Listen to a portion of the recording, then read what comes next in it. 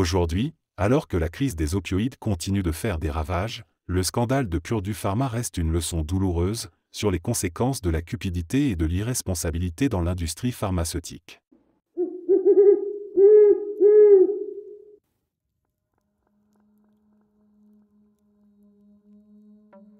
En 2010, un scandale sanitaire a secoué la France et au-delà, lorsque l'affaire des implants mammaires défectueux de la société PIP, Polyimplant Prothèses, a été révélée au grand jour. L'histoire commence des années plus tôt, avec Jean-Claude Masse, le fondateur de PIP, qui a fondé son entreprise en 1991. PIP était devenu rapidement un des principaux producteurs d'implants mammaires, vendant ses produits à travers le monde et se construisant une réputation d'acteur majeur du secteur. Cependant, derrière cette façade de succès se cachait un mensonge délibéré et dangereux. PIP avait, en réalité, remplacé le gel de silicone médical approuvé par les autorités sanitaires par un gel industriel bon marché et non homologué. Cette substitution était motivée par des raisons purement économiques, le gel industriel coûtait bien moins cher, permettant à l'entreprise de réaliser des économies substantielles. Pendant des années, ce stratagème a permis à PIP d'augmenter ses marges bénéficiaires, tout en dissimulant ce fait aux régulateurs et aux patients. Ce n'est qu'en 2010 que l'affaire a été révélée, lorsqu'un nombre croissant de plaintes de patientes a mis en évidence des taux anormalement élevés de rupture d'implants. Les femmes concernées se plaignaient de douleurs, d'inflammation, et certaines craignaient même le développement de cancer suite à ces complications. Une enquête a été ouverte, et les résultats ont été accablants. PIP avait utilisé ce gel non conforme dans 75% de ses implants depuis 2001, mettant en danger la santé de près de 300 000 femmes à travers le monde. Jean-Claude Masse et les cadres de l'entreprise ont été arrêtés et jugés pour fraude aggravée. En 2013, Masse a été condamné à 4 ans de prison et à une lourde amende, tandis que d'autres responsables ont également été sanctionnés. L'affaire PIP a soulevé un tollé non seulement en France, mais aussi dans d'autres pays où les implants avaient été vendus, notamment en Amérique latine et en Europe. Ce scandale a révélé d'importantes lacunes dans la réglementation des dispositifs médicaux et a conduit à une refonte des procédures de certification et de contrôle de ces produits. L'affaire a également ouvert la voie à de nombreuses actions en justice de la part des patientes concernées, qui se sont organisées en association pour exiger réparation. Pour les victimes, cette affaire a laissé des séquelles profondes, tant sur le plan physique que psychologique. Beaucoup de femmes ont subi des interventions chirurgicales douloureuses pour retirer ou remplacer les implants défectueux, et certaines luttent encore aujourd'hui pour obtenir des compensations financières. L'affaire des implants PIP reste un symbole de la nécessité de renforcer la vigilance et l'éthique dans le domaine médical, où les erreurs et les tromperies peuvent avoir des conséquences tragiques.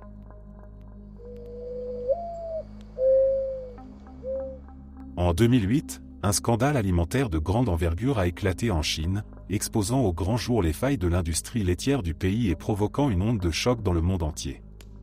Tout commence avec la découverte alarmante de bébés et de jeunes enfants tombant gravement malades après avoir consommé du lait maternisé. Les symptômes variaient, mais de nombreux enfants souffraient de calculs rénaux, de troubles urinaires, et certains ont même perdu la vie à la suite de cette contamination.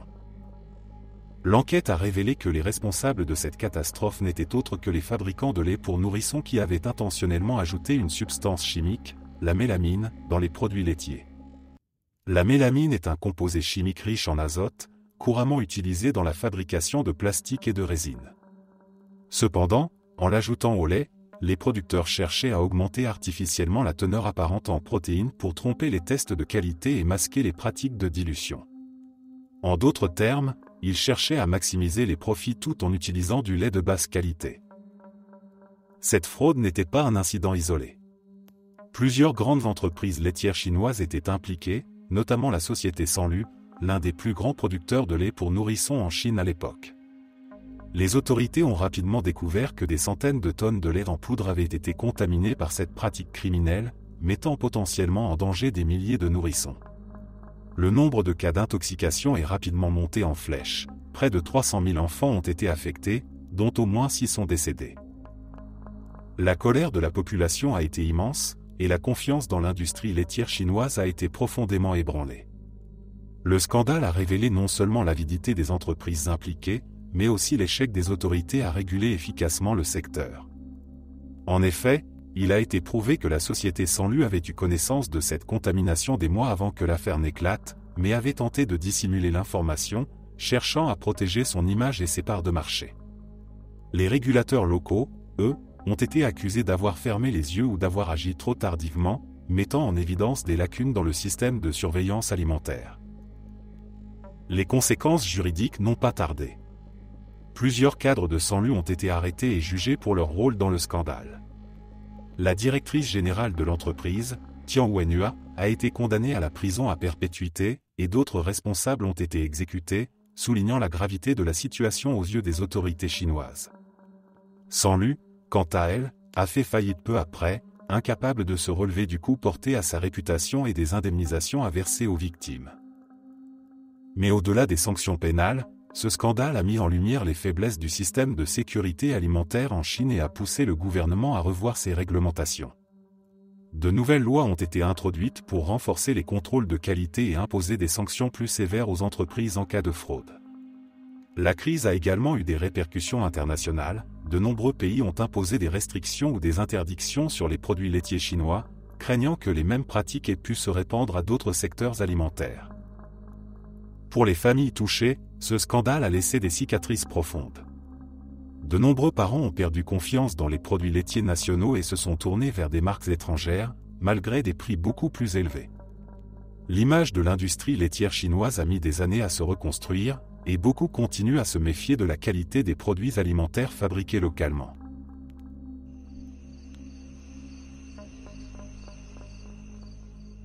Le scandale de l'amiante est l'un des plus grands drames sanitaires du XXe siècle, et ses répercussions se font encore sentir aujourd'hui. Ce matériau, autrefois considéré comme un « minerai miracle » pour sa résistance à la chaleur et son faible coût, a été massivement utilisé dans l'industrie de la construction, les infrastructures, l'automobile et bien d'autres secteurs. Pendant des décennies, l'amiante a été vanté pour sa polyvalence, et l'industrie l'a exploité sans se soucier de ses effets sur la santé humaine. Cependant, derrière cette façade de succès industriel, se cachait une vérité tragique. L'amiante est en réalité un cancérogène redoutable. L'inhalation de ces fibres peut provoquer des maladies graves comme l'asbestose, une inflammation et une fibrose des poumons, le mésothéliome, un cancer rare des membranes recouvrant les poumons, et des cancers bronchiques. Ce sont des maladies qui mettent des années, voire des décennies à se manifester, et qui ont souvent des issues fatales. Ce que l'on sait d'aujourd'hui, c'est que les dangers de l'amiante étaient connus bien avant l'interdiction de son usage, mais qu'ils ont été largement ignorés ou minimisés par les industriels. L'histoire du scandale de l'amiante commence au début du XXe siècle, quand les premières preuves de ses effets nocifs sur les ouvriers sont apparues. En 1906, un inspecteur du travail britannique, Charles Montague, a été le premier à alerter sur les dangers de l'exposition à l'amiante après avoir constaté un nombre anormal de décès parmi les ouvriers des usines de filature d'amiante. Pourtant, à cette époque, les preuves étaient négligées, et la production ne cessait de croître. Le marché mondial de l'amiante s'étendait partout, de l'Europe aux États-Unis, en passant par le Canada, l'Afrique du Sud et la Russie. En France, l'utilisation de l'amiante a connu son apogée entre les années 1950 et 1980, notamment dans la construction et la rénovation des bâtiments. C'était une véritable industrie florissante, et l'amiante était présent partout, toitures, tuyaux, revêtements de sol, isolation, etc. Pourtant, dès les années 1960, les scientifiques avaient établi des liens clairs entre l'exposition à l'amiante et les maladies respiratoires graves. Les études s'accumulaient, mais les industriels de l'amiante ont tout fait pour semer le doute et empêcher toute interdiction. Au fil des décennies, des milliers de travailleurs, souvent peu ou pas informés des risques, ont été exposés aux poussières d'amiante sur leur lieu de travail. Les ouvriers des chantiers de construction, les chaudronniers, les soudeurs, les dockers, et bien d'autres ont inhalé quotidiennement ces fibres cancérogènes. Les employeurs, conscients des risques, ont préféré économiser sur les mesures de sécurité plutôt que de protéger leurs employés.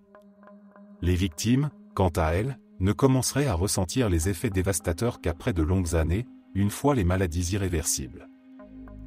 Le scandale de l'amiante a véritablement éclaté dans les années 1990, lorsque les premiers procès ont été intentés par des victimes et des familles. En France, les anciens salariés de l'entreprise Eternit, un des plus grands producteurs d'amiante, ont été parmi les premiers à faire entendre leur voix. L'enquête a révélé que les dirigeants des entreprises savaient depuis longtemps que l'amiante était dangereux, mais qu'ils avaient délibérément choisi de taire les informations pour préserver leurs profits. Ce déni a eu des conséquences dramatiques. En France seulement, l'amiante a causé la mort de près de 100 000 personnes, et ce chiffre pourrait atteindre les 200 000 d'ici 2050 selon les experts. L'interdiction totale de l'amiante en France n'est intervenue qu'en 1997, après des décennies de campagnes de sensibilisation et de lutte juridique menées par des associations de victimes comme l'ANDEVA, Association nationale de défense des victimes de l'amiante. À l'échelle mondiale, la prise de conscience a été progressive, et des pays comme le Canada, qui étaient des producteurs majeurs d'amiante, ont mis du temps à en interdire l'utilisation et l'exportation. Aujourd'hui encore, l'amiante n'est pas interdit partout, et son extraction et son usage persistent dans plusieurs pays, malgré les risques avérés. Les conséquences judiciaires de ce scandale ont été massives. En Italie, les anciens dirigeants d'Eternit ont été jugés et condamnés pour leur rôle dans l'exposition des travailleurs, mais les appels successifs et les complexités juridiques ont réduit les peines et laissé un goût amer aux victimes. En France, les procédures judiciaires continuent de s'empiler, et les victimes réclament toujours des indemnisations et la reconnaissance de la responsabilité des entreprises. Le scandale de l'amiante a laissé un lourd héritage de maladies, de souffrances et de morts prématurées. Pour de nombreux observateurs, l'affaire de l'amiante reste un symbole des dangers de la négligence industrielle et du pouvoir des lobbies. Elle a montré les conséquences dramatiques de l'inaction et du déni, et a souligné la nécessité d'une réglementation stricte pour protéger les travailleurs et les citoyens contre les risques sanitaires. Le scandale de l'amiante a également ouvert le débat sur la responsabilité des entreprises face aux crises sanitaires et sur la justice rendue aux victimes. Aujourd'hui, l'amiante est un fléau invisible mais persistant. Des millions de tonnes de matériaux amiantés sont encore présents dans des bâtiments publics, des logements et des infrastructures, représentant une menace latente. Les opérations de désamiantage sont coûteuses et complexes, et les autorités peinent à faire face à l'ampleur du problème. Le scandale de l'amiante est une leçon tragique sur les conséquences de l'inaction, et un rappel douloureux que la santé humaine doit toujours primer sur les intérêts économiques.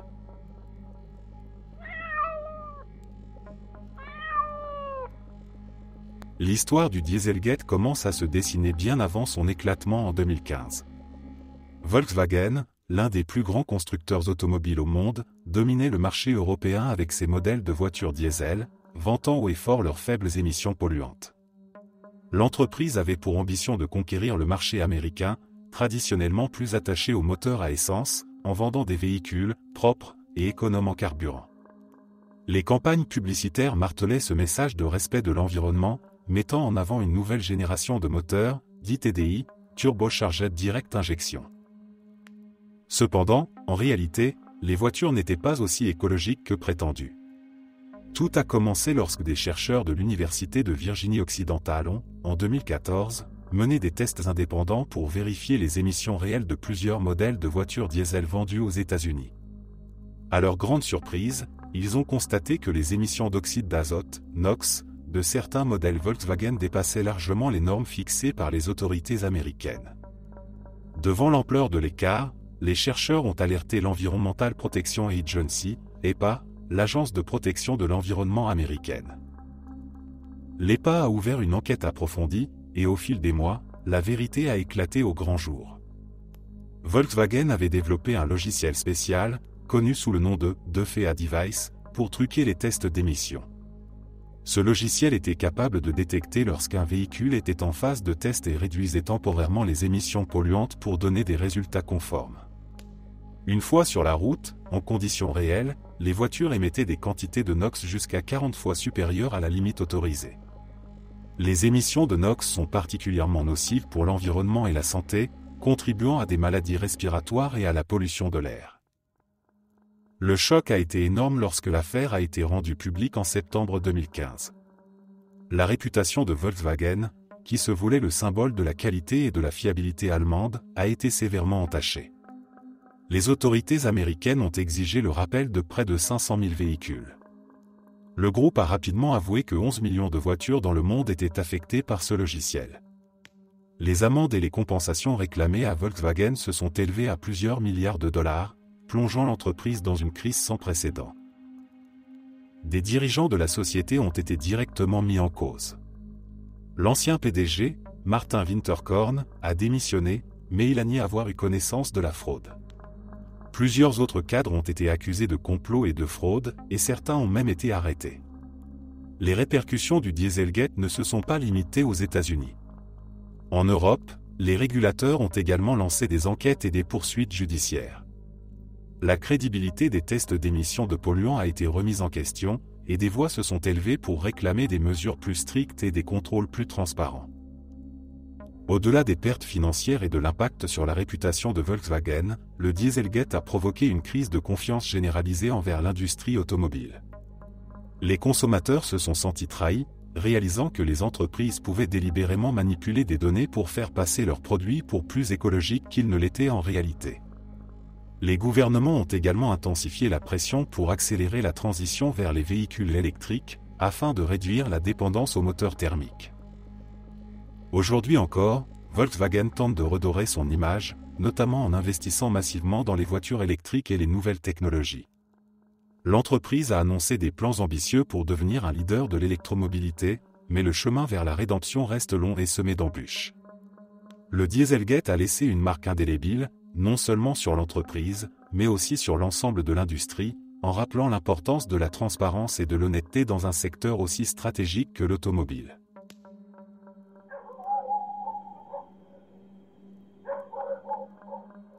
En 2019, l'un des géants de l'industrie aéronautique mondiale, Boeing, a été au cœur d'un scandale majeur avec son modèle phare, le 737 MAX. Cette crise est née de 2 tragédies aériennes qui ont révélé des failles profondes dans la conception de l'avion et dans les processus de certification de sécurité. L'affaire a mis en lumière des problèmes graves dans l'industrie de l'aviation et la pression intense exercée sur les entreprises pour développer et commercialiser de nouveaux modèles d'avions à tout prix.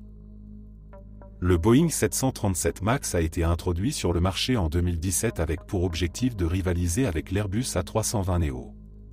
Boeing avait conçu le 737 MAX comme une version améliorée de son modèle populaire, en promettant une efficacité énergétique accrue grâce à de nouveaux moteurs plus puissants et plus économes. Cependant, l'installation de ces moteurs plus volumineux a modifié l'aérodynamique de l'avion, créant un risque de décrochage, une perte soudaine de portance. Pour compenser cette modification, Boeing a introduit un nouveau système automatisé appelé MACA, Maneuvering Characteristic Augmentation System. Le MACA était conçu pour abaisser automatiquement le nez de l'avion en cas de détection d'un angle d'attaque trop élevé. Cependant, un défaut dans ce système, combiné à des capteurs défectueux, a entraîné une série de dysfonctionnements. En octobre 2018, le vol Lyon Air 610, un 737 MAX, s'est écrasé en mer de Java peu après son décollage, tuant les 189 personnes à bord.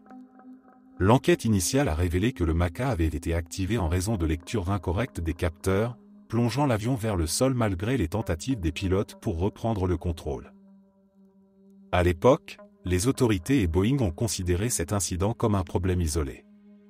Toutefois, en mars 2019, une tragédie similaire s'est produite avec le vol Ethiopian Airlines 302, qui s'est également écrasé peu après le décollage, tuant les 157 passagers et membres d'équipage à bord. L'angoisse mondiale s'est alors transformée en colère et en indignation, car il est apparu que les causes de l'accident étaient identiques à celles du vol Lyon Air, un dysfonctionnement du MACA entraîné par des lectures de capteurs erronées. La réaction internationale a été rapide et décisive. Les régulateurs du monde entier ont ordonné la mise à terre de tous les avions Boeing 737 MAX, clouant au sol environ 400 appareils et paralysant les compagnies aériennes qui les utilisaient. La Federal Aviation Administration, FAA, américaine a également été critiquée pour avoir tardé à réagir, contrairement aux régulateurs d'autres pays qui ont pris des mesures plus rapidement. L'enquête qui s'en est suivie a révélé de graves lacunes dans la conception et la certification du 737 MAX. Il a été découvert que Boeing avait minimisé l'importance du MACA lors de la certification de l'avion, le présentant comme une simple amélioration de contrôle plutôt que comme un système critique. Cela signifiait que les pilotes n'étaient pas correctement formés sur ce système, et beaucoup ignoraient même son existence. En outre, il a été révélé que Boeing exerçait des pressions sur la FAA pour obtenir une certification rapide, afin de ne pas perdre de part de marché face à son concurrent, Airbus. Les révélations ont été accablantes pour Boeing. il est apparu que l'entreprise avait choisi de ne pas inclure certains indicateurs de dysfonctionnement dans les avions livrés pour éviter des coûts supplémentaires. Pire encore, des messages internes de Boeing, rendus publics lors de l'enquête, ont montré que certains ingénieurs étaient conscients des problèmes de conception, mais que la direction avait décidé de les ignorer pour respecter les délais de production. Ce scandale a eu des conséquences désastreuses pour Boeing. L'entreprise a dû suspendre la production du 737 MAX, perdant des milliards de dollars en ventes et en commandes annulées. En 2020, Boeing a enregistré des pertes records, et son image a été gravement ternie. Le PDG de l'époque, Denny Muilenburg, a été démis de ses fonctions, et l'entreprise a entrepris une refonte majeure de ses pratiques de sécurité et de ses processus de certification. Sur le plan juridique, Boeing a fait face à de nombreux procès intentés par les familles des victimes, ainsi qu'à des amendes imposées par les régulateurs. En janvier 2021, l'entreprise a accepté de payer plus de 2,5 milliards de dollars pour régler les accusations criminelles de fraude en lien avec le 737 MAX. Boeing a également été contraint de collaborer étroitement avec la FAA pour corriger les défauts du MACA et revoir les procédures de certification de l'avion. Pour l'industrie aéronautique, l'affaire du 737 MAX a été un choc profond. Elle a révélé des problèmes systémiques dans le processus de certification des avions et la relation entre les régulateurs et les fabricants. La FAA a été sévèrement critiquée pour sa proximité avec Boeing et pour avoir délégué certaines parties critiques de la certification à l'entreprise elle-même. En réponse, des réformes ont été introduites pour renforcer l'indépendance des régulateurs et garantir des procédures de certification plus rigoureuses.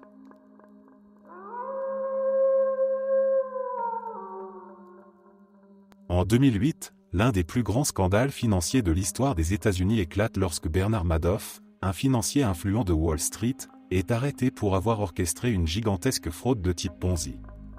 Ce scandale a révélé une fraude financière d'une ampleur sans précédent, causant des pertes évaluées à environ 65 milliards de dollars et touchant des milliers de victimes, y compris des particuliers, des institutions financières et des organisations caritatives. Bernard Madoff était une figure de premier plan à Wall Street. Ancien président du Nasdaq et respecté par ses pairs, il avait fondé sa propre société de gestion de fonds, Bernard L. Madoff Investment Security LLC, dans les années 1960. Madoff promettait à ses investisseurs des rendements stables et élevés, indépendamment des fluctuations du marché. Son succès apparent attirait un nombre croissant de clients, des investisseurs particuliers fortunés aux grandes institutions financières. Pendant des décennies, Madoff a construit une image de solidité et de fiabilité, utilisant ses relations et son influence pour maintenir une façade de succès continu. Cependant, tout n'était que tromperie. Madoff avait en réalité mis en place un système de Ponzi, un schéma de fraude dans lequel les anciens investisseurs sont payés avec l'argent des nouveaux arrivants, plutôt que par des gains réels. Le système dépendait de l'arrivée constante de nouveaux fonds pour continuer à fonctionner, et tant que les clients ne retiraient pas massivement leurs investissements, la fraude pouvait se poursuivre. Madoff avait perfectionné cette stratégie en maintenant une transparence minimale et en attirant de nombreux investisseurs grâce à sa réputation et à son aura de gestionnaire exceptionnel.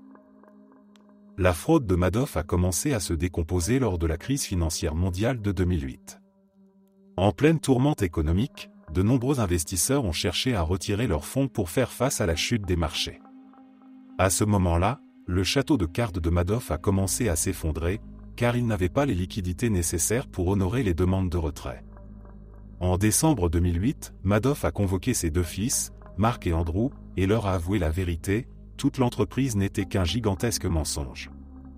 Choqués, ses fils l'ont dénoncé aux autorités. L'arrestation de Madoff a provoqué un séisme à Wall Street et au-delà. L'ampleur de la fraude a rapidement été révélée, choquant la communauté financière. Des milliers de personnes ont perdu leurs économies, des familles entières ont vu leurs finances détruites, et des institutions réputées se sont retrouvées en difficulté après avoir investi des millions dans le fonds Madoff. Des célébrités, des fonds de pension, des œuvres de charité et même des fonds de couverture ont été pris dans la tourmente. Le Fonds pour l'éducation d'Elie Wiesel, qui portait le nom du survivant de l'Holocauste et lauréat du prix Nobel, a perdu plus de 15 millions de dollars dans cette fraude. Au fur et à mesure que l'enquête progressait, l'étendue des malversations devenait plus claire. La SEC, Security and Exchange Commission, l'agence de régulation des marchés financiers aux États-Unis, a été fortement critiqué pour son incapacité à détecter la fraude, malgré plusieurs avertissements au fil des ans. Plusieurs enquêteurs indépendants avaient tenté d'alerter la SEC sur l'impossibilité mathématique des rendements affichés par Madoff, mais ces avertissements avaient été ignorés ou écartés sans suite. En mars 2009, Madoff plaide coupable de 11 chefs d'accusation, dont fraude, blanchiment d'argent et fausses déclarations. Il admet devant le tribunal avoir orchestré une escroquerie de grande ampleur pendant des décennies. La justice américaine, tout en soulignant la gravité et les conséquences dévastatrices de ces actes, le condamne en juin 2009 à 150 ans de prison, la peine maximale possible. Cette condamnation marque un moment de satisfaction pour de nombreuses victimes, bien que les compensations financières restent insuffisantes par rapport aux pertes subies. L'affaire Madoff a eu des conséquences dévastatrices non seulement pour les victimes, mais aussi pour la confiance globale dans les marchés financiers et les régulateurs. La fraude a révélé les lacunes des systèmes de surveillance et de contrôle et a suscité des appels à une réforme profonde du secteur financier. La SEC, critiquée pour sa négligence, a dû mettre en place des réformes pour améliorer ses pratiques de surveillance et répondre aux inquiétudes des investisseurs. Au fil des années, le liquidateur judiciaire nommé par les tribunaux, Irving Picard, a entrepris de récupérer autant de fonds que possible pour les redistribuer aux victimes de la fraude. En poursuivant des banques, des investisseurs ayant bénéficié du schéma et d'autres entités impliquées, il a réussi à récupérer plusieurs milliards de dollars, mais la plupart des victimes n'ont reçu qu'une fraction de leurs investissements perdus. L'affaire Madoff reste une leçon amère sur les risques de l'avidité, de l'aveuglement des investisseurs et des failles de régulation. Pour beaucoup, ce scandale symbolise les excès de Wall Street et la nécessité de réformer en profondeur les institutions financières pour éviter que des tragédies similaires ne se reproduisent. Les répercussions de la fraude Madoff se font encore sentir aujourd'hui, et son nom reste associé à l'une des plus grandes arnaques financières de l'histoire moderne.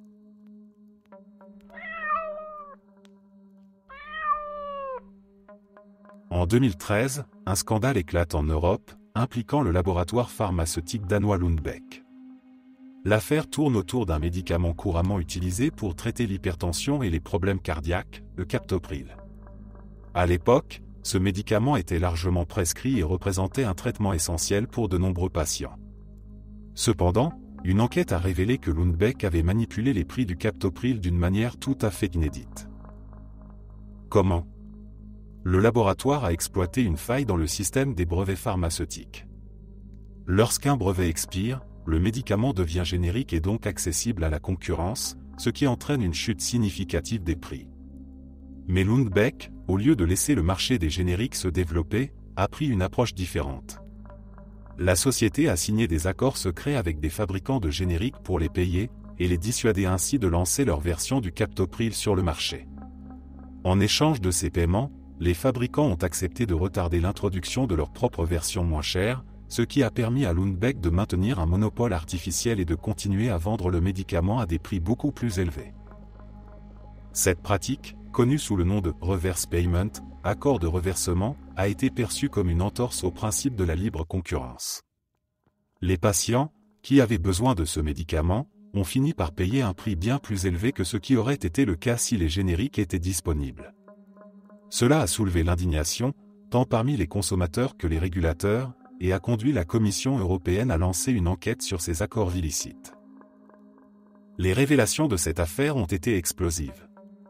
Les autorités européennes ont constaté que les prix du captopril avaient été artificiellement gonflés, générant des millions de dollars de bénéfices pour Lundbeck, au détriment des patients et des systèmes de santé. En 2013, la Commission européenne a infligé à Lundbeck une amende de 93,8 millions d'euros, ainsi que des amendes aux sociétés de génériques ayant accepté ces accords. La Commission a qualifié ces accords de « pratiques anticoncurrentielles flagrantes » et a insisté sur le fait qu'elles privaient les patients des avantages économiques des médicaments génériques. Ce scandale a eu un impact profond sur l'industrie pharmaceutique européenne. Il a mis en lumière une tactique que beaucoup soupçonnaient, mais qui était rarement prouvée de manière aussi évidente. De nombreux pays européens ont alors intensifié leurs efforts pour réguler plus strictement les accords de reversement et pour surveiller de près le comportement des laboratoires pharmaceutiques en matière de prix. Les conséquences légales pour Lundbeck ont été sévères, mais au-delà des sanctions financières, l'entreprise a dû faire face à une crise de réputation majeure, remettant en question sa politique commerciale. Pour les patients, cette affaire a eu des répercussions encore plus importantes. Elle a souligné la vulnérabilité des consommateurs face aux stratégies des grandes entreprises pharmaceutiques. Les associations de consommateurs ont fait pression sur les régulateurs pour une plus grande transparence et pour des politiques favorisant l'accès rapide aux médicaments génériques. Les prix des médicaments, déjà un sujet brûlant, sont devenus un enjeu majeur de débat public, et plusieurs gouvernements ont pris des mesures pour plafonner ou surveiller les augmentations de prix injustifiées. Cette affaire a marqué un tournant dans la régulation des pratiques de l'industrie pharmaceutique en Europe. Depuis, de nouvelles règles ont été mises en place pour empêcher les pratiques anticoncurrentielles et garantir que les patients aient accès à des médicaments essentiels à des prix justes. Pour Lundbeck, le chemin vers la rédemption a été long, car cette affaire a révélé les conséquences humaines de stratégies purement financières. L'entreprise a dû réévaluer ses politiques internes et s'engager à adopter des pratiques plus éthiques. En fin de compte, l'affaire Lundbeck a rappelé une leçon importante: dans l'industrie de la santé, où les enjeux sont aussi cruciaux que la vie des patients, les dérives ne peuvent être tolérées. Ce scandale a montré à quel point il est essentiel de renforcer les réglementations pour protéger les consommateurs contre les abus de marché, et pour s'assurer que l'accès aux traitements vitaux reste une priorité.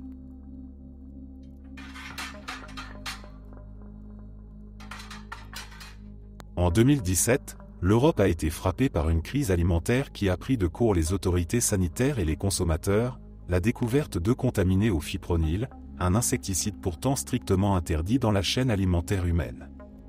Tout commence aux Pays-Bas, où une entreprise de désinfection de volailles, Chick-fil-A, est soupçonnée d'avoir utilisé du fipronil dans ses traitements destinés à éliminer les peaux rouges, un parasite courant dans les élevages de poules. Le fipronil, bien que couramment utilisé dans les produits vétérinaires pour les animaux de compagnie, comme les antipuces pour chiens, est interdit dans les produits destinés aux animaux producteurs d'aliments, car il est potentiellement toxique pour les humains. En grande quantité, il peut provoquer des dommages aux reins, au foie et à la thyroïde. Mais ce n'est pas tout, il peut également se concentrer dans les œufs pondus par les poules traitées, représentant ainsi une menace directe pour les consommateurs.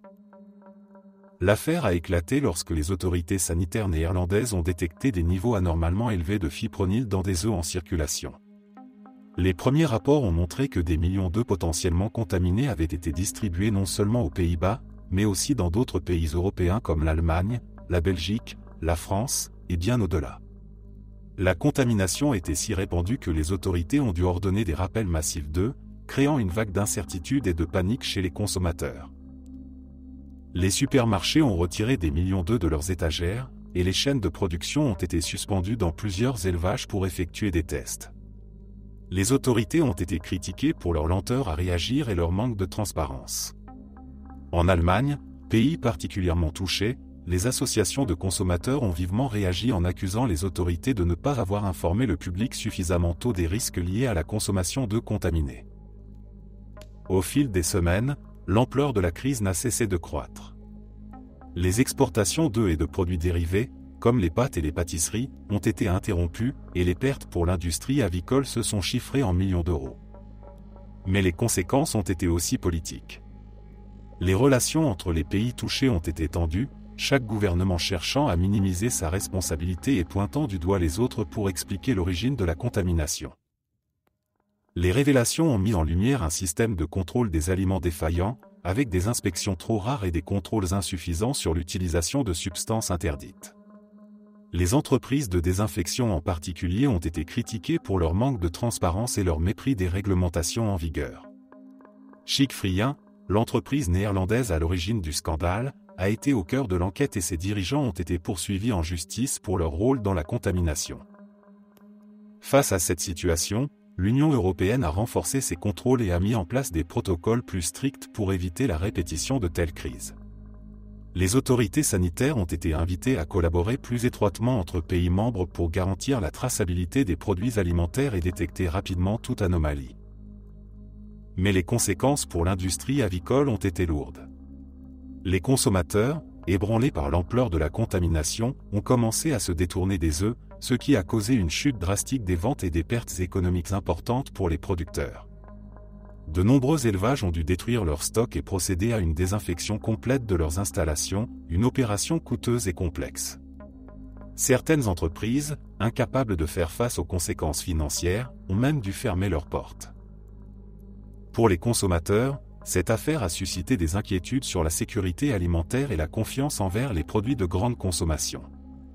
La question qui revenait sur toutes les lèvres était simple: comment une substance toxique avait-elle pu se retrouver dans la chaîne alimentaire, malgré les multiples règlements et contrôles censés protéger les consommateurs? Cette crise a également soulevé des interrogations sur l'impact des traitements chimiques dans l'agriculture et les risques pour la santé humaine. Au-delà de l'aspect purement sanitaire, la crise des œufs contaminés au fipronil a révélé la complexité des chaînes d'approvisionnement modernes, où une simple défaillance peut avoir des conséquences internationales. Elle a mis en lumière l'importance d'une collaboration plus étroite entre les pays et d'une transparence accrue des entreprises face aux consommateurs. En 2001, le monde financier américain a été secoué par l'un des plus grands scandales de l'histoire des affaires, l'effondrement d'Enron. C'était une entreprise gigantesque, connue pour sa domination dans le secteur de l'énergie, et elle avait la réputation d'être innovante et incroyablement prospère. Tout a commencé des années auparavant, lorsqu'Enron s'est lancé dans des pratiques comptables douteuses pour gonfler artificiellement ses profits et masquer ses pertes. Enron avait développé des techniques financières extrêmement complexes et opaques. L'entreprise, dirigée par Kenneth Lay, Jeffrey Skilling et Andrew Fastow, utilisait une méthode appelée « mark-to-market accounting » pour enregistrer les revenus projetés de contrats à long terme comme des revenus réels. Ce système permettait à Enron de présenter des résultats financiers extraordinairement bons, ce qui maintenait une forte confiance des investisseurs et faisait grimper son cours en bourse. Mais cela ne s'arrêtait pas là. Enron a créé des centaines de sociétés écrans, appelées des Special Purpose Entities, SPE, pour cacher ses dettes et ses pertes. Grâce à ces sociétés, elle parvenait à maintenir un bilan financier qui semblait sain et prospère aux yeux des analystes et des investisseurs.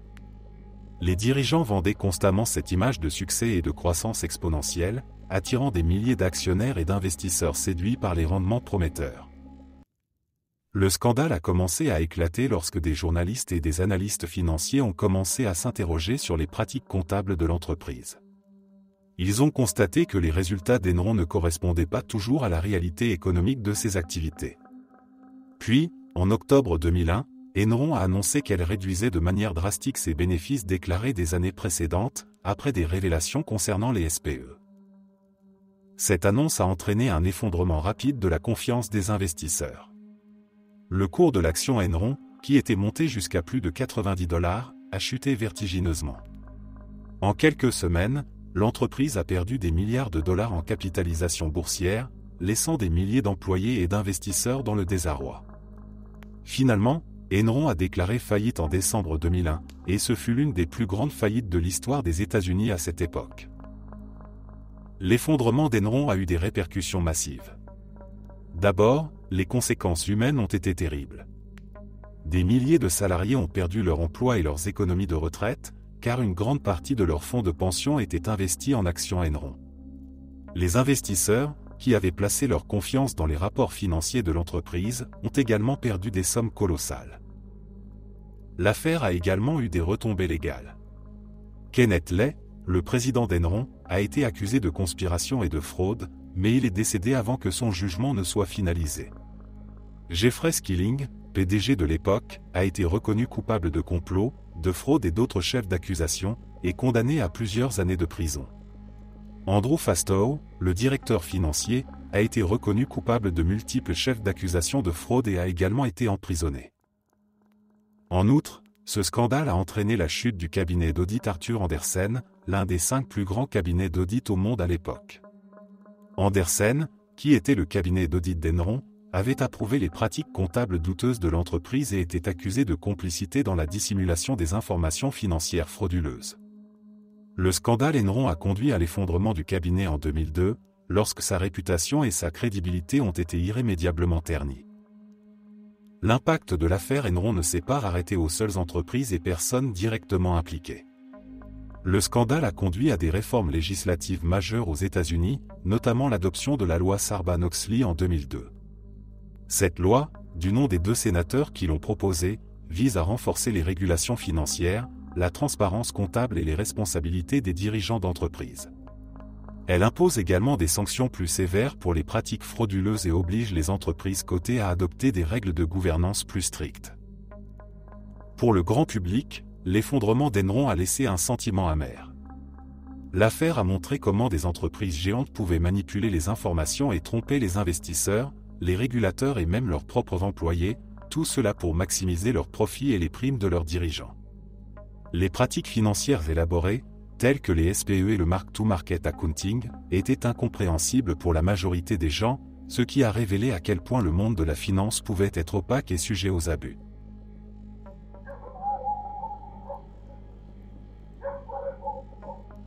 En 2014, un scandale éclate chez General Motors, GM, l'un des plus grands constructeurs automobiles du monde.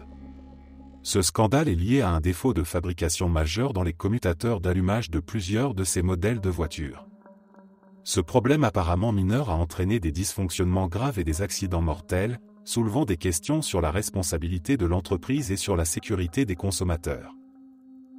Le problème des commutateurs d'allumage concernait plusieurs modèles de GM, notamment les Chevrolet Cobalt et Saturn Neon. Dans ces véhicules, le commutateur pouvait se désactiver de manière imprévue, coupant ainsi le moteur et désactivant les airbags et les systèmes de direction et de freinage assistés. Autrement dit, les conducteurs pouvaient soudainement perdre le contrôle de leur voiture, avec des conséquences potentiellement catastrophiques. Les premiers incidents remontent à plus de 10 ans avant l'éclatement du scandale. Dès 2001, des ingénieurs de GM avaient identifié des défaillances dans les commutateurs d'allumage de certains modèles. Des rapports internes indiquaient que les ingénieurs avaient signalé le problème à plusieurs reprises. Pourtant, l'entreprise n'a pas pris de mesures pour corriger le défaut, jugeant que le coût d'un rappel massif serait trop élevé et préférant passer sous silence ses préoccupations de sécurité. Ce choix s'est avéré tragique. Le défaut des commutateurs a été lié à de nombreux accidents au cours des années suivantes, et en 2014, GM a finalement admis que ces défaillances avaient contribué à au moins 124 décès et des centaines de blessés. Le scandale a explosé lorsque l'affaire est devenue publique et que des enquêtes fédérales ont été ouvertes aux États-Unis. Il a été révélé que des dirigeants de l'entreprise connaissaient le problème depuis des années, mais n'avaient pas ordonné de rappel, préférant limiter les coûts. Lorsque l'affaire a éclaté, GM a dû annoncer le rappel de plus de 2,6 millions de véhicules, une décision qui a mis en lumière l'ampleur du problème. Mais la révélation la plus choquante a été le fait que les dirigeants de l'entreprise, y compris les responsables de la sécurité, avaient fermé les yeux sur les signaux d'alerte pendant des années. Les familles des victimes, ainsi que les régulateurs, étaient en colère et choqués par ce qu'ils ont perçu comme un mépris délibéré pour la vie humaine. Le scandale a été suivi d'enquêtes du Congrès américain, de procès en série et de sanctions financières sévères. Mary Barra, qui venait d'être nommée PDG de GM, a été convoquée pour témoigner devant le Congrès, et elle a dû répondre à des questions embarrassantes sur les raisons pour lesquelles l'entreprise avait ignoré les avertissements internes. Barra a présenté des excuses publiques et a promis de réformer la culture d'entreprise de GM, reconnaissant que les procédures de sécurité n'avaient pas été respectées et que la confiance des consommateurs avait été brisée. Les répercussions financières ont été massives pour GM. En plus de devoir rappeler des millions de voitures, l'entreprise a été condamnée à payer une amende de 900 millions de dollars dans le cadre d'un accord avec le département de la justice des États-Unis, pour avoir dissimulé des informations sur le défaut de fabrication. De plus, GM a dû faire face à des centaines de poursuites civiles intentées par les familles des victimes et des propriétaires de voitures concernées. Les coûts totaux du scandale ont dépassé les 2 milliards de dollars. Le scandale a également conduit à un examen approfondi des pratiques de l'industrie automobile en matière de sécurité. Les régulateurs ont été critiqués pour leur incapacité à détecter le problème plus tôt, et les procédures de contrôle de qualité ont été renforcées. Des lois ont été adoptées pour obliger les constructeurs automobiles à signaler rapidement tout problème de sécurité potentiel, et les sanctions en cas de manquement ont été alourdies. Ce scandale a marqué un tournant pour GM, mais aussi pour l'ensemble de l'industrie automobile. Pour beaucoup, cette affaire a révélé les failles d'un système qui plaçait les profits avant la sécurité des consommateurs. Les anciens dirigeants de GM ont été accusés de négligence et de dissimulation, tandis que l'entreprise elle-même s'est engagée à adopter une politique de transparence et à renforcer ses contrôles internes. Aujourd'hui encore, le scandale des commutateurs d'allumage reste un symbole des conséquences dramatiques que peuvent avoir des choix financiers irresponsables et des stratégies de dissimulation dans l'industrie automobile.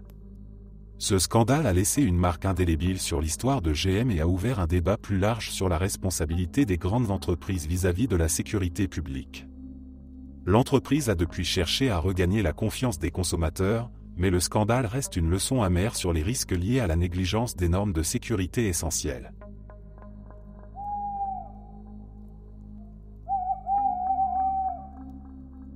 En 2017, Apple, l'une des entreprises les plus influentes et admirées au monde, a été plongée dans un scandale mondial lorsque des utilisateurs de ses célèbres iPhones ont commencé à remarquer une baisse significative des performances de leurs appareils après certaines mises à jour logicielles.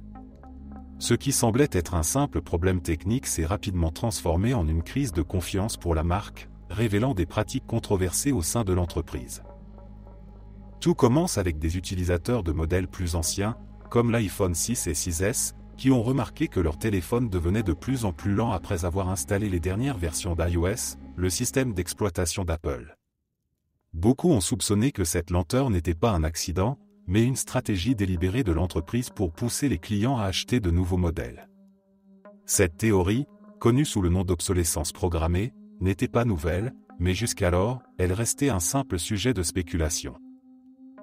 Les premières preuves tangibles émergent lorsqu'un utilisateur curieux décide de vérifier la performance de son iPhone avec et sans une nouvelle batterie.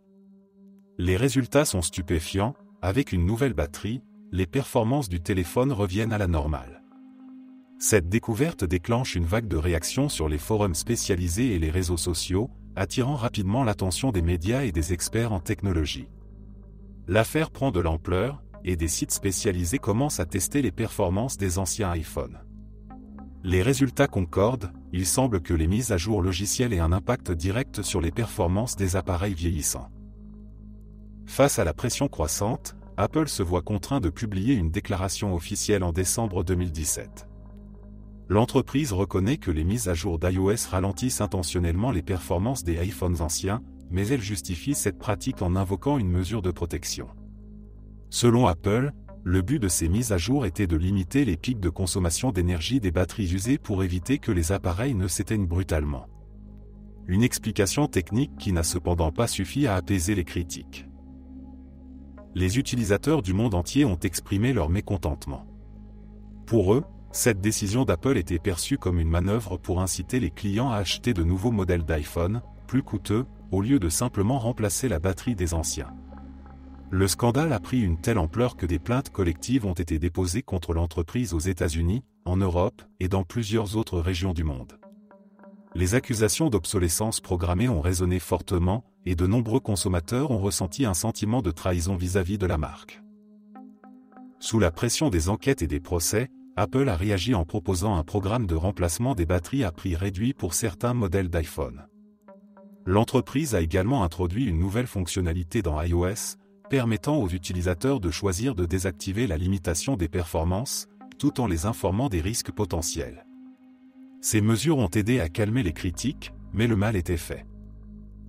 Le scandale de l'obsolescence programmée a soulevé des questions éthiques et légales sur les pratiques des grandes entreprises technologiques. Beaucoup de consommateurs se sont demandé si d'autres fabricants de smartphones, de tablettes et de gadgets électroniques utilisaient des stratégies similaires. Des gouvernements et des régulateurs de différents pays ont commencé à examiner de plus près les politiques de mise à jour logicielle des fabricants d'appareils, ce qui a entraîné des débats sur la transparence et le droit des consommateurs à des produits durables. En France, par exemple, où l'obsolescence programmée est considérée comme un délit depuis 2015, l'affaire a donné lieu à une enquête officielle et à des amendes potentielles pour l'entreprise. Apple a été accusé de délit de tromperie et d'obsolescence programmée, une première en son genre pour une grande société technologique. En 2020, la France a infligé une amende de 25 millions d'euros à Apple pour ne pas avoir informé les consommateurs que les mises à jour ralentiraient les anciens appareils. Ce scandale a laissé une marque indélébile sur l'image d'Apple, une entreprise qui se targue souvent de son engagement envers l'innovation et l'expérience utilisateur.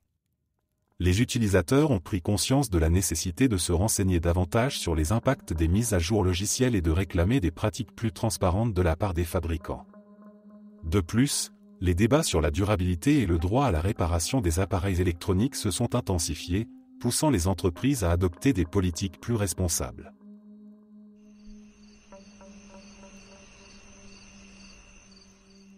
L'affaire Cambridge Analytica, qui a explosé en mars 2018, est l'un des scandales les plus emblématiques de manipulation des données à l'ère numérique. Tout commence avec Christopher Wylie, un jeune analyste de données qui a travaillé au sein de l'entreprise britannique. En 2018, Wylie prend la décision de dénoncer les pratiques douteuses de Cambridge Analytica, révélant des informations qui allaient choquer le monde entier et déclencher une crise majeure pour Facebook. Cambridge Analytica était une société de conseil spécialisée dans le traitement des données pour des campagnes politiques. Elle travaillait sur des projets à travers le monde, offrant des services de micro-ciblage, une méthode visant à influencer des groupes de personnes très spécifiques en utilisant des messages adaptés. Jusque-là, rien d'anormal, si ce n'est que cette pratique repose sur une collecte et une exploitation massive de données personnelles. L'histoire éclate lorsque Wylie révèle que l'entreprise a utilisé illégalement les données de près de 87 millions d'utilisateurs de Facebook, à leur insu, pour influencer l'opinion publique. Tout a commencé avec une application développée par un universitaire, Alexandre Kogan, sous le nom de « This is your digital life ». Officiellement, cette application proposait de simples tests de personnalité, mais en réalité, elle collectait des informations non seulement sur les personnes qui l'utilisaient, mais aussi sur leurs amis Facebook. Grâce à des autorisations trompeuses, l'application a permis de siphonner une quantité énorme de données personnelles. Ce trésor d'informations a ensuite été vendu à Cambridge Analytica, qui l'a utilisé pour cibler des publicités politiques de manière extrêmement précise. Le but ? Influer sur les opinions des utilisateurs à travers des messages émotionnels et polarisants, en exploitant leurs faiblesses et leurs préférences. La société a été notamment impliquée dans la campagne présidentielle de Donald Trump en 2016 ainsi que dans la campagne du référendum du Brexit. Grâce à ces données, Cambridge Analytica a créé des milliers de messages publicitaires personnalisés, destinés à influencer le vote des utilisateurs de manière quasi subliminale. Les révélations de Wylie ont déclenché une onde de choc. Le public a découvert à quel point ces données personnelles pouvaient être utilisées à des fins politiques et comment de simples interactions en ligne pouvaient servir de levier de manipulation à grande échelle. Facebook, de son côté, a été sévèrement critiqué pour ne pas avoir su protéger les données de ses utilisateurs et pour avoir laissé la porte ouverte à ces pratiques. Le scandale a entraîné des convocations de Mark Zuckerberg, le PDG de Facebook, devant le Congrès américain et le Parlement européen, où il a été interrogé sur les pratiques de son entreprise et sur la protection de la vie privée. L'indignation a été telle que les répercussions n'ont pas tardé à se faire sentir. La confiance envers Facebook a été profondément ébranlée, et des mouvements comme le hashtag #DeleteFacebook ont vu le jour, encourageant les utilisateurs à fermer leurs comptes en signe de protestation. La société a perdu des milliards de dollars en valeur boursière, et de nombreux utilisateurs ont exigé plus de transparence et de contrôle sur leurs données personnelles. Du côté des régulateurs, cette affaire a ouvert la voie à des réformes majeures en matière de protection des données. En Europe, le règlement général sur la protection des données a été renforcé et est devenu une référence en matière de protection de la vie privée. Aux États-Unis, bien que les discussions sur une loi fédérale de protection des données se soient intensifiées, la législation n'a pas encore atteint le niveau de celle de l'Union européenne. Cambridge Analytica, quant à elle, a été dissoute en mai 2018, en grande partie à cause du tollé provoqué par l'affaire. L'entreprise a nié avoir enfreint la loi, mais les dégâts étaient faits. Les enquêtes ont révélé une culture interne axée sur la manipulation des données et la recherche de résultats politiques à tout prix, parfois en utilisant des moyens peu scrupuleux. Les dirigeants de la société ont été publiquement mis en cause, et l'image de Cambridge Analytica s'est définitivement ternie. Pour le public, cette affaire a marqué une prise de conscience de l'importance de la protection des données personnelles et des risques liés à la manipulation des informations sur les réseaux sociaux. De nombreuses personnes ont pris conscience de la quantité de données qu'elles laissent derrière elles en ligne, et des conséquences potentielles de cette trace numérique. L'affaire Cambridge Analytica a également souligné la nécessité d'une plus grande régulation des plateformes en ligne et d'une vigilance accrue face à la désinformation et aux manipulations politiques. L'histoire de Cambridge Analytica reste un avertissement sur les dangers liés à l'exploitation massive des données personnelles à des fins politiques ou commerciales.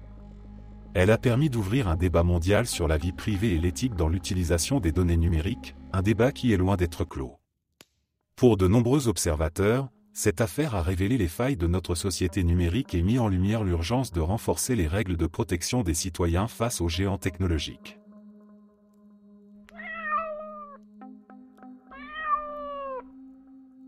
En 2016, l'industrie technologique a été secouée par un scandale qui a ébranlé l'un des plus grands fabricants de téléphones au monde, Samsung. La société, leader mondial des smartphones à l'époque, a été confrontée à une crise sans précédent lorsque son tout dernier modèle, le Galaxy Note 7, s'est révélé dangereux pour les consommateurs. Ce scandale a rapidement pris de l'ampleur, exposant des failles dans le contrôle de la qualité et la gestion de crise d'une entreprise de cette envergure. Tout commence en août 2016, lorsque Samsung lance en grande pompe le Galaxy Note 7, présenté comme l'un des smartphones les plus avancés du marché. Doté d'une grande batterie, de nouvelles fonctionnalités et d'un design élégant, le téléphone est rapidement adopté par les consommateurs. Les critiques sont enthousiastes, et les ventes décollent. Cependant, peu après la sortie, les premiers rapports de problèmes commencent à apparaître. Des utilisateurs commencent à signaler que leur Note 7 surchauffe, émet de la fumée, voire explose. Les cas isolés se multiplient, et rapidement, des photos et des vidéos de téléphones brûlés inondent les réseaux sociaux. Des passagers signalent même des incidents en vol, ce qui pousse les compagnies aériennes à interdire l'utilisation et la recharge du modèle à bord de leurs avions. Pour les consommateurs, la situation devient inquiétante, et la question de la sécurité du produit prend une ampleur considérable. Face à ces signalements, Samsung annonce rapidement un rappel volontaire du Galaxy Note 7 à travers le monde, affirmant que seuls certains lots de batterie étaient défectueux. L'entreprise propose un échange des téléphones concernés, mais ne suspend pas les ventes du modèle. Cependant, même après le remplacement des appareils, les rapports d'incidents continuent à affluer. Ce qui devait être un incident limité prend alors des proportions énormes. Les consommateurs commencent à douter de la capacité de Samsung à maîtriser la situation, et les autorités américaines interviennent pour ordonner un rappel officiel. En octobre 2016, après plusieurs semaines de confusion, Samsung prend la décision radicale de retirer complètement le Galaxy Note 7 du marché et d'arrêter définitivement sa production. C'est un coup de massue pour l'entreprise, qui non seulement doit faire face à des pertes financières colossales, mais aussi à une crise de confiance de la part de ses clients. Cette décision a coûté à Samsung des milliards de dollars, non seulement en termes de remboursement et de remplacement, mais également en perte de revenus et de réputation. Les enquêtes ultérieures ont révélé que le problème provenait de la conception même de la batterie et de son intégration dans le téléphone. Le Galaxy Note 7 était équipé d'une batterie lithium-ion de grande capacité, mais le design du téléphone laissait peu d'espace pour la dilatation thermique naturelle des cellules. Cela entraînait un risque accru de court-circuit et d'explosion.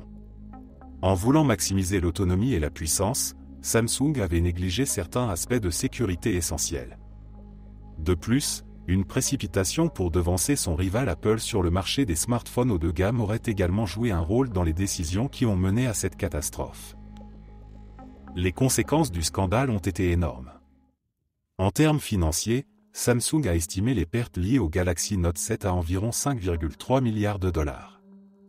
Mais au-delà des pertes immédiates, la marque a vu sa réputation sérieusement ébranlée.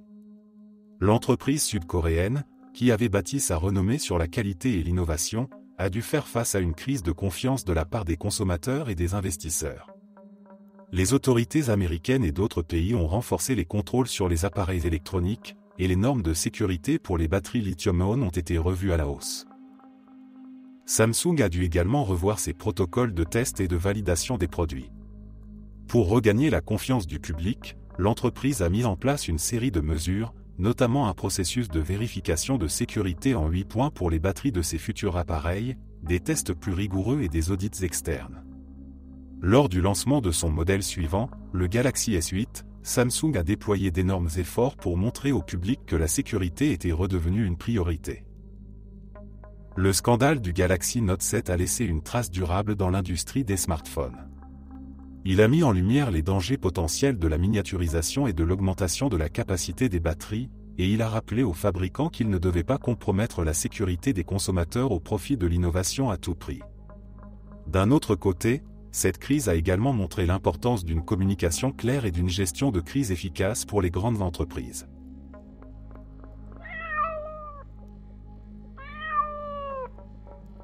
Le scandale des opioïdes aux États-Unis, et plus spécifiquement celui de Purdue Pharma, est l'une des plus grandes crises de santé publique de l'histoire récente.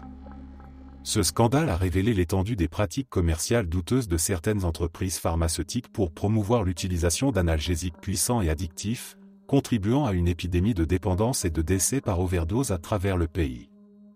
Au centre de cette crise se trouve Purdue Pharma, le fabricant de l'Oxycontin, un médicament à base d'oxycodone. L'histoire de ce scandale remonte au milieu des années 1990, lorsque Purdue Pharma, une entreprise détenue par la famille Sackler, lance sur le marché l'Oxycontin. Ce médicament, présenté comme une avancée majeure dans le traitement de la douleur, est un analgésique opioïde censé offrir un soulagement prolongé grâce à sa formulation à libération prolongée. Purdue et les Sackler investissent massivement dans des campagnes de marketing agressives, affirmant que l'Oxycontin est efficace et qu'il présente un risque de dépendance inférieur à celui des autres opioïdes disponibles sur le marché. Purdue met en place une stratégie de vente extrêmement efficace.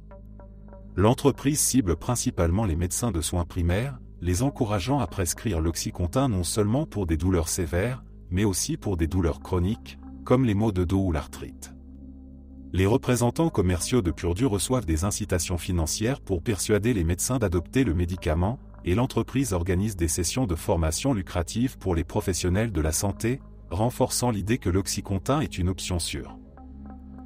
Les documents internes de Purdue, révélés plus tard au cours des enquêtes judiciaires, montrent que l'entreprise était pleinement consciente des risques de dépendance liés à l'Oxycontin. Cependant, la famille Sackler et les dirigeants de Purdue ont délibérément minimisé ces risques dans leur communication. Des études étaient souvent mal interprétées ou tronquées pour soutenir leur discours sur la sécurité du médicament. En parallèle, des médecins ont été encouragés à augmenter les doses pour les patients qui développaient une tolérance, aggravant ainsi les risques de dépendance. Au cours des années suivantes, la consommation d'Oxycontin et d'autres opioïdes augmente de manière exponentielle. Les taux de prescription explosent, et de plus en plus de patients deviennent dépendants de ces médicaments. Lorsque leurs prescriptions ne suffisent plus, certains se tournent vers des opioïdes illicites comme l'héroïne, ou vers des versions synthétiques plus puissantes, comme le fentanyl. L'épidémie d'opioïdes commence à s'aggraver de manière incontrôlable, avec des conséquences dévastatrices pour des millions de familles américaines. Les premières accusations contre Purdue commencent à émerger dès les années 2000, mais ce n'est qu'à partir de 2010 que l'ampleur du problème devient évidente. Les décès liés aux opioïdes augmentent de manière spectaculaire, et les autorités sanitaires commencent à reconnaître que l'Oxycontin et d'autres médicaments similaires ont joué un rôle central dans cette crise. Les enquêtes révèlent que Purdue n'a pas seulement sous-estimé les risques, mais qu'elle a également manipulé les informations fournies aux médecins et aux patients pour maximiser ses profits. Face à l'ampleur de la crise, les procureurs et les gouvernements des États entament une série de poursuites contre Purdue Pharma et la famille Sackler. En 2007, Purdue accepte de plaider coupable à des accusations de fraude et de payer une amende de 600 millions de dollars. Cependant, cette somme est dérisoire par rapport aux milliards de dollars de bénéfices réalisés grâce à l'Oxycontin. L'entreprise continue à promouvoir son médicament, et la crise des opioïdes s'aggrave. En 2019, sous la pression des centaines de poursuites intentées par les États, les villes et les comtés américains, Purdue déclare faillite. Cette décision fait partie d'un plan de règlement global, qui prévoit des compensations financières pour les victimes et les communautés touchées par la crise des opioïdes. La famille Sackler accepte de verser des milliards de dollars au fonds de règlement, mais elle obtient en échange une immunité juridique contre les futures poursuites civiles, une disposition qui soulève une vive controverse et un sentiment d'injustice parmi les victimes. En 2021, un tribunal américain approuve le plan de règlement de la faillite de Purdue Pharma, qui prévoit la dissolution de l'entreprise et la réorientation de ses actifs vers un fonds de compensation. Cependant, ce règlement est critiqué par de nombreux observateurs, qui estiment que les membres de la famille Sackler, malgré leur implication directe dans la gestion de l'entreprise, n'ont pas été tenus personnellement responsables des dommages causés par la crise des opioïdes. Pour les millions de personnes touchées par cette crise, le scandale des opioïdes représente bien plus qu'un simple problème de santé publique.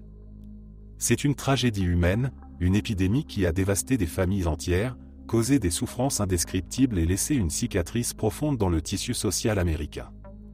La dépendance aux opioïdes, souvent commencée par une prescription légale de médicaments comme l'Oxycontin, a conduit des centaines de milliers de personnes vers l'addiction, la misère et parfois la mort.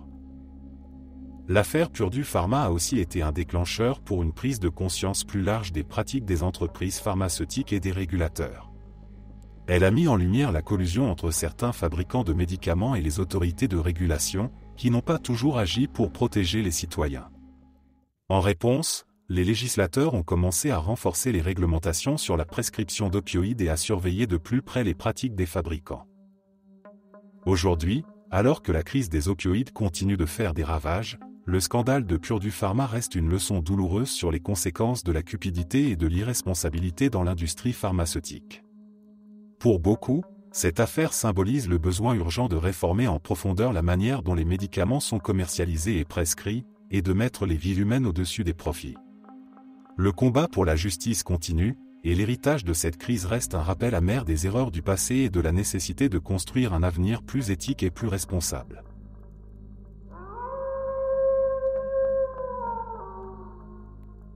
En 2018, le monde entier a été secoué par un scandale majeur impliquant l'un des plus grands réseaux sociaux au monde, Facebook.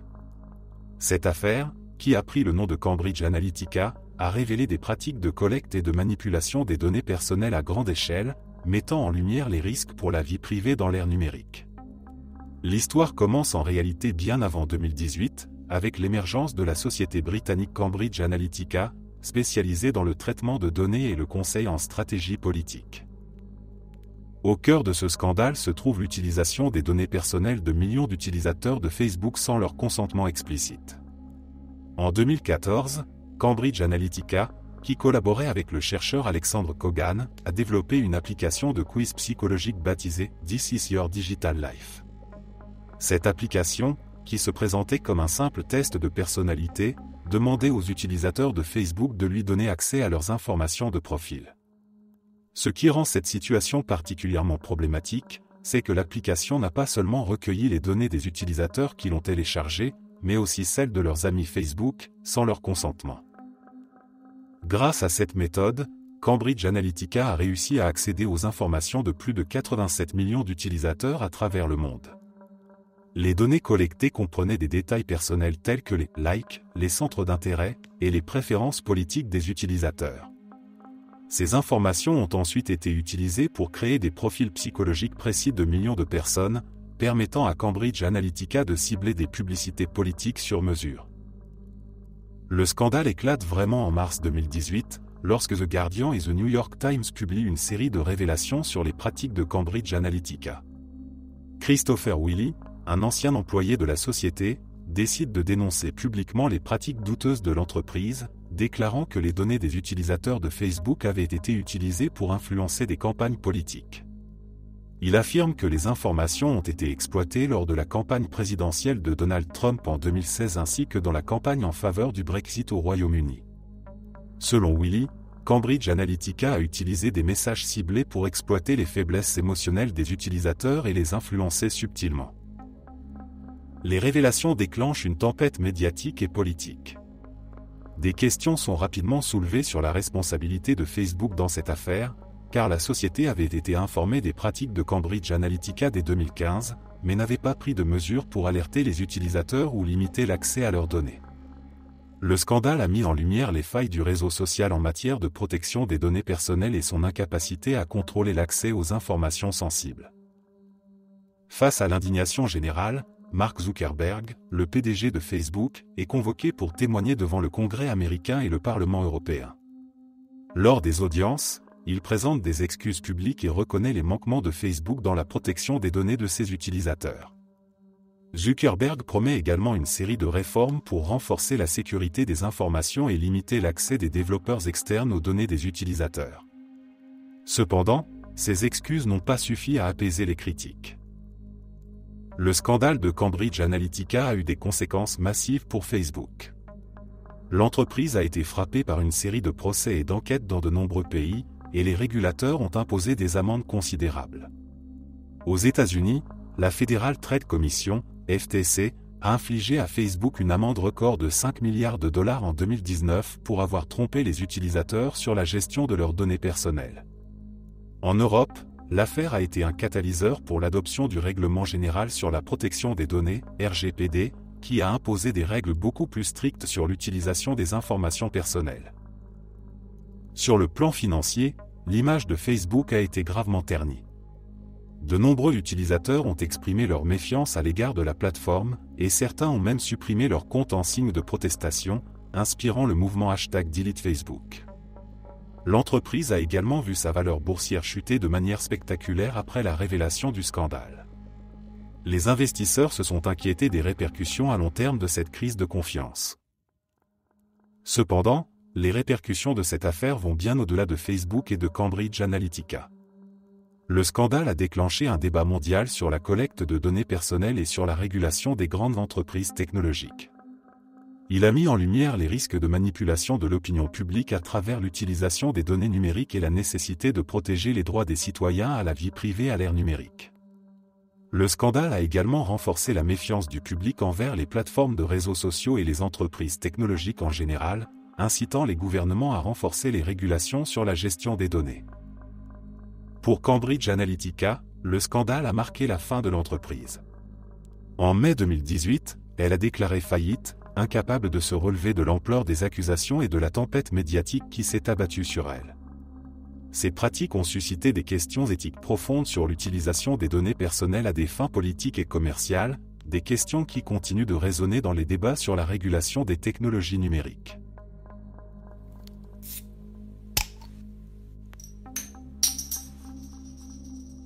L'un des scandales les plus marquants dans l'histoire des affaires internationales a éclaté dans les années 1970 et concernait la multinationale suisse Nestlé et ses pratiques de marketing pour promouvoir le lait en poudre pour nourrissons dans les pays en développement.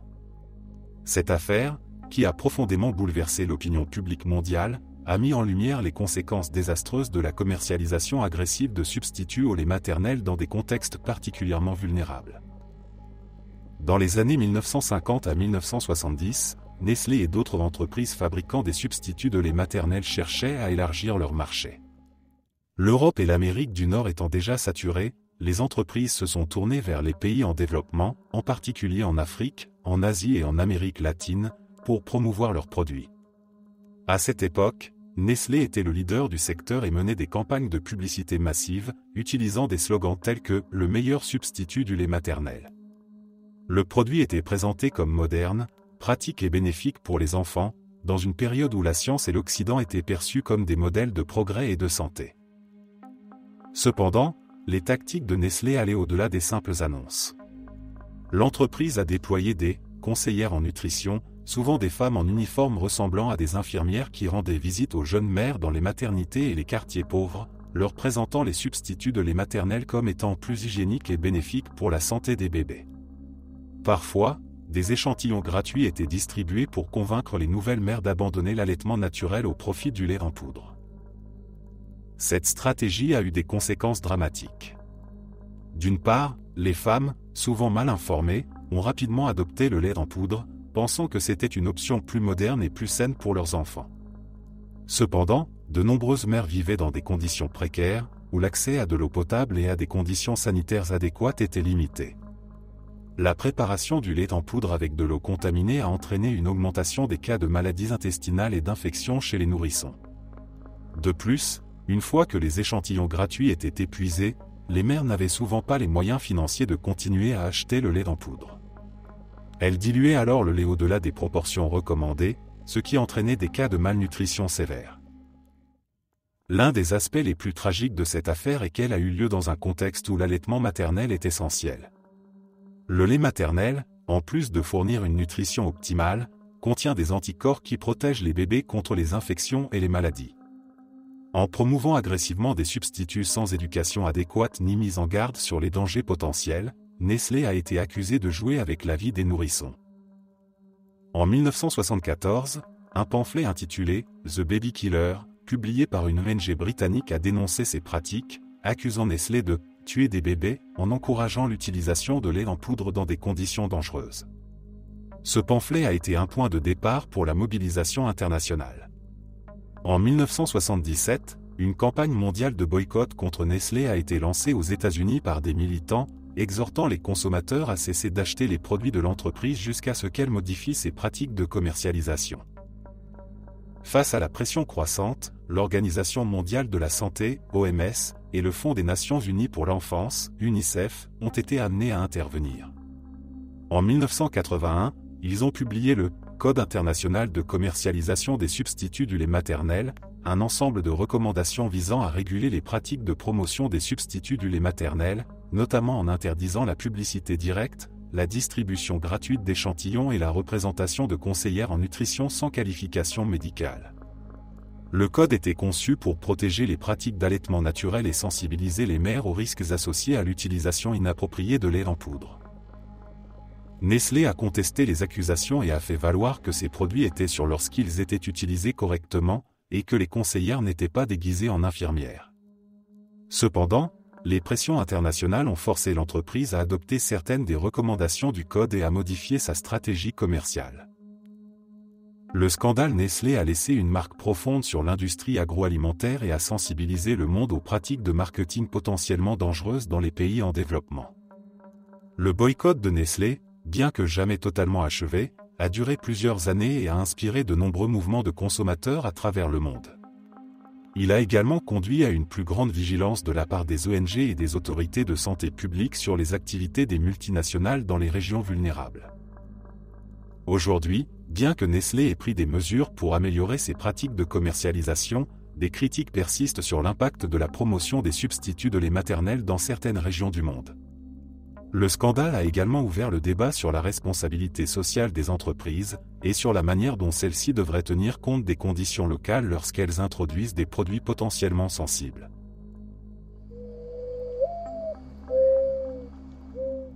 En avril 2014, la ville de Flint, située dans l'État du Michigan aux États-Unis, a été le théâtre d'un scandale sanitaire majeur lié à la contamination de son réseau d'eau potable.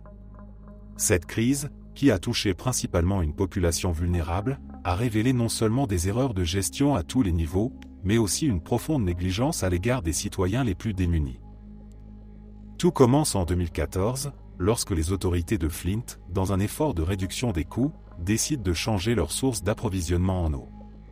Au lieu de continuer à puiser leur eau potable dans le lac Huron via la ville de Détroit, ils choisissent de se tourner vers la rivière Flint, une option plus locale et censée être temporaire, en attendant la construction d'un nouveau réseau d'approvisionnement.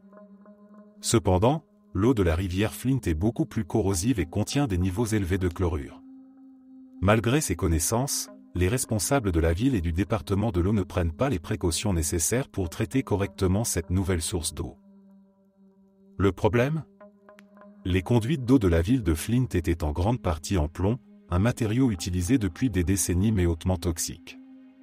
En l'absence de traitement adéquat pour empêcher la corrosion, l'eau de la rivière a progressivement dissous les couches protectrices à l'intérieur des tuyaux, libérant du plomb dans l'eau potable. Cette négligence a eu des conséquences désastreuses, des milliers de foyers se sont retrouvés exposés à des niveaux de plomb extrêmement dangereux, un métal connu pour provoquer de graves problèmes de santé, notamment chez les enfants. Les premiers signes d'alerte sont apparus lorsque les habitants ont commencé à se plaindre de la couleur, de l'odeur et du goût de l'eau. Des enfants ont également commencé à présenter des symptômes inquiétants, tels que des éruptions cutanées, des vomissements et des troubles du développement. Les parents se sont inquiétés, mais les autorités locales ont répété que l'eau était sûre et ont minimisé la gravité des plaintes. Pourtant, des analyses indépendantes ont révélé des niveaux de plomb parfois plusieurs centaines de fois supérieurs aux limites recommandées. Devant l'indifférence des autorités locales, les habitants de Flint ont commencé à faire pression pour obtenir des réponses. C'est à ce moment-là que des militants et des chercheurs indépendants ont pris l'initiative de tester l'eau eux-mêmes. L'un des héros de cette lutte a été le docteur Mona Ana-Atisha, une pédiatre locale, qui a commencé à mesurer les niveaux de plomb dans le sang des enfants de Flint. Ces recherches ont montré une augmentation alarmante du taux de plomb dans le sang des jeunes enfants après le changement de source d'eau. Lorsqu'elle a rendu ces résultats publics, les autorités ont d'abord nié l'évidence, puis ont tenté de discréditer ses travaux. Malgré les tentatives des autorités pour dissimuler la vérité, la pression médiatique et l'indignation des habitants ont finalement forcé l'État à agir. En octobre 2015, soit plus d'un an après le changement de source d'eau, les responsables ont ordonné à Flint de revenir à son approvisionnement en eau initiale à partir du lac Huron. Cependant, le mal était déjà fait. Des milliers de personnes, et surtout d'enfants, avaient été exposés au plomb pendant des mois. Le scandale a continué à enfler lorsque des enquêtes ont révélé que les responsables de la ville, ainsi que certains membres du gouvernement de l'État, étaient au courant de la contamination bien avant d'agir. Des courriels internes ont montré que plusieurs hauts fonctionnaires avaient ignoré ou dissimulé les preuves de contamination pour éviter d'admettre une erreur coûteuse. La ville de Flint, qui était déjà en difficulté économique, a été encore plus frappée par les répercussions de cette crise. Les conséquences de la crise de l'eau à Flint ont été énormes. Sur le plan de la santé publique, les experts estiment que des milliers d'enfants risquent de souffrir de troubles du développement intellectuel et de problèmes de comportement à long terme. Le plomb est particulièrement nocif pour les jeunes enfants, affectant leur développement cérébral et provoquant des dommages irréversibles. En plus des effets physiques, la crise a créé un profond sentiment de trahison et de méfiance parmi les habitants, qui ont vu leur santé sacrifiée sur l'autel de l'austérité budgétaire. Sur le plan politique et juridique, la crise a eu des répercussions jusqu'aux plus hautes sphères de l'État du Michigan. Plusieurs responsables, dont le gouverneur Rick Snyder, ont été sévèrement critiqués pour leur gestion de la situation. Plusieurs responsables locaux et membres de l'administration de l'État ont été poursuivis pour négligence criminelle et pour leur rôle dans la gestion de cette crise. En 2021, un accord de compensation a été trouvé, prévoyant plus de 600 millions de dollars pour indemniser les résidents de Flint, notamment les enfants exposés au plomb. Mais au-delà des dédommagements financiers, la crise de Flint a ouvert les yeux des Américains sur un problème plus large, les inégalités dans l'accès à des services publics sûrs et de qualité. Flint, une ville à majorité afro-américaine et économiquement défavorisée, a été perçue comme un exemple frappant de négligence institutionnelle envers les populations vulnérables. Ce scandale a également mis en lumière les failles du système d'infrastructures vieillissant aux États-Unis et la nécessité urgente de moderniser les systèmes de distribution d'eau potable.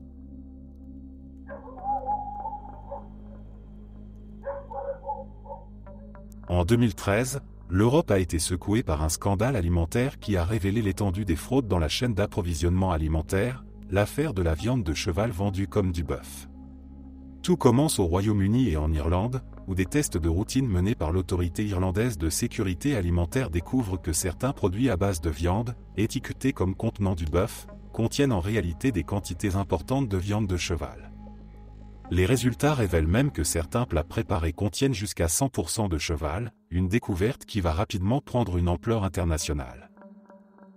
Ce qui a d'abord été perçu comme une simple erreur d'étiquetage s'avère être une fraude alimentaire complexe, impliquant plusieurs pays européens et de nombreuses entreprises. Des plats préparés, des lasagnes surgelées, des boulettes de viande et d'autres produits à base de viande vendus dans les supermarchés de plusieurs pays contiennent de la viande de cheval alors qu'ils étaient étiquetés comme étant exclusivement au bœuf. Le scandale provoque une vague d'indignation parmi les consommateurs, en raison de la tromperie sur l'origine des produits et du manque de transparence des industriels. Très vite, les autorités sanitaires de divers pays lancent des enquêtes pour identifier la source de cette fraude. Les résultats révèlent une chaîne d'approvisionnement extrêmement opaque et complexe, traversant plusieurs frontières européennes. La viande de cheval provenait principalement de Roumanie et passait par plusieurs intermédiaires avant d'arriver aux transformateurs alimentaires et aux distributeurs en France, en Allemagne, en Suède, au Royaume-Uni et dans d'autres pays européens. L'une des entreprises françaises impliquées, Spanghero, est accusée d'avoir sciemment étiqueté de la viande de cheval comme étant du bœuf pour augmenter ses marges bénéficiaires. Les enquêtes mettent en évidence un manque flagrant de contrôle et de surveillance dans la chaîne d'approvisionnement. Des entreprises agroalimentaires de renom, telles que Findus, Nestlé et Ikea, sont obligées de rappeler leurs produits suspectés de contenir de la viande de cheval. Le scandale s'étend rapidement au-delà de l'Europe, affectant la confiance des consommateurs du monde entier dans les produits transformés d'origine européenne. Les réactions des consommateurs sont vives. L'idée d'avoir mangé involontairement de la viande de cheval, un animal perçu comme noble dans certaines cultures et non consommé dans d'autres, choque profondément. Bien que la consommation de viande de cheval ne soit pas dangereuse pour la santé, l'absence de transparence et la tromperie généralisée sur l'étiquetage provoquent une perte de confiance dans l'industrie agroalimentaire. Les consommateurs se sentent trahis par les marques et les distributeurs qu'ils avaient jusqu'alors considérés comme fiables. Les autorités européennes sont contraintes de réagir rapidement pour apaiser l'indignation et rétablir la confiance. De nouvelles directives et des contrôles plus stricts sont mis en place pour garantir la traçabilité des produits et pour renforcer les tests ADN sur les viandes transformées. Des audits sont ordonnés dans les abattoirs et chez les transformateurs, et des mesures plus sévères sont instaurées pour pénaliser les entreprises impliquées dans des fraudes similaires. L'affaire de la viande de cheval soulève également des questions plus larges sur les pratiques de l'industrie agroalimentaire. Le scandale met en lumière une pression intense sur les entreprises pour réduire les coûts et maximiser les profits, ce qui incite certaines à adopter des pratiques douteuses. Les consommateurs prennent conscience de la complexité des chaînes d'approvisionnement modernes et de la difficulté de garantir la qualité et l'authenticité des produits dans un système globalisé. En France, l'entreprise Spanghero se retrouve au centre de la tourmente. Les dirigeants de l'entreprise sont accusés de fraude et l'entreprise perd son agrément sanitaire, conduisant à sa fermeture temporaire. Les responsables de la société sont jugés et condamnés pour avoir sciemment trompé les consommateurs en falsifiant l'étiquetage de la viande. D'autres entreprises, comme le fournisseur néerlandais Drap Trading, sont également mises en cause dans le scandale, révélant l'étendue du réseau de fraude. Les retombées du scandale de la viande de cheval ont été profondes. Sur le plan économique, l'affaire a entraîné des pertes importantes pour l'industrie agroalimentaire, en raison des rappels massifs et des baisses de vente de produits à base de viande. Les supermarchés et les marques impliquées ont vu leur image ternie, et des consommateurs ont choisi de boycotter certains produits ou de se tourner vers des options perçues comme plus transparentes et éthiques. En réponse à ce scandale, de nombreux pays ont revu leur réglementation en matière de traçabilité des produits alimentaires. L'Union européenne a introduit des exigences plus strictes pour l'étiquetage des viandes transformées et des sanctions plus sévères pour les fraudes alimentaires. De plus, l'affaire a renforcé la coopération entre les agences de sécurité alimentaire européennes pour détecter et prévenir les fraudes transfrontalières à l'avenir.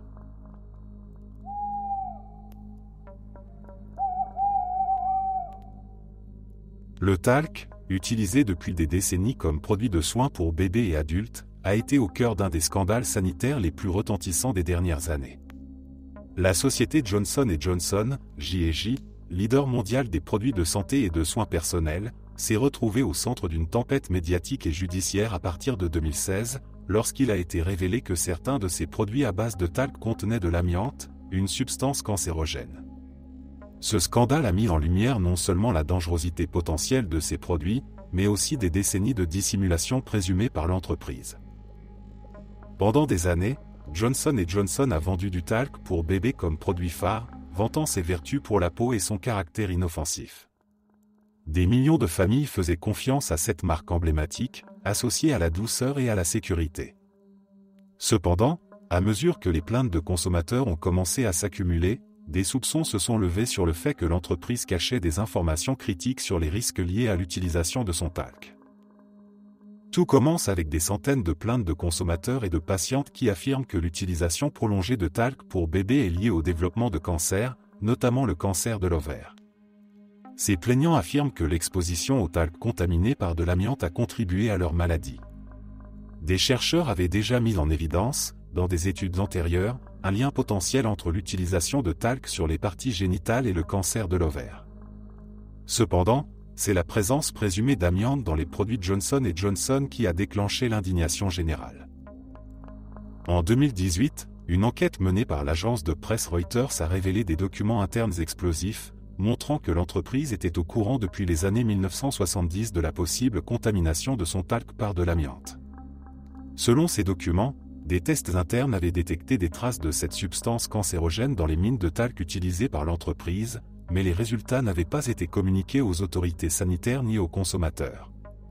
Pire encore, Johnson & Johnson avait apparemment travaillé pour influencer les régulateurs afin d'éviter toute obligation de divulgation des résultats des tests. Les répercussions ont été immédiates et massives. Des milliers de personnes, principalement des femmes atteintes de cancer de l'ovaire, ont intenté des poursuites contre l'entreprise, affirmant que le talc était responsable de leur maladie. Les procès se sont multipliés, et les premières décisions judiciaires ont été sévères pour Johnson & Johnson.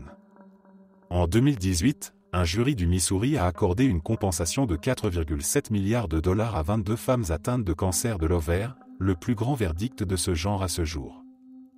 Ce jugement marquait un tournant dans l'affaire, incitant de nombreux autres plaignants à porter leur affaire devant les tribunaux.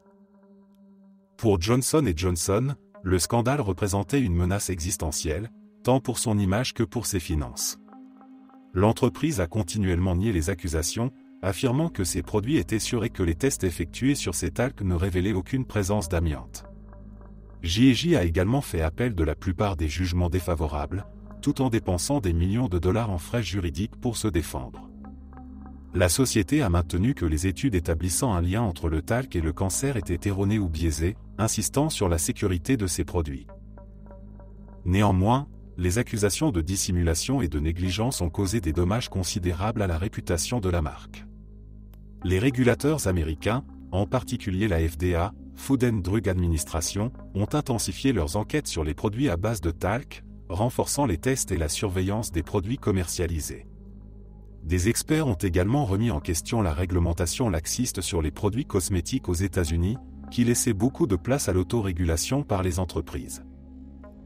En 2020, face à l'ampleur de la crise, Johnson & Johnson a pris la décision d'arrêter la vente de son talc pour bébés aux États-Unis et au Canada, tout en continuant à le commercialiser dans d'autres régions du monde.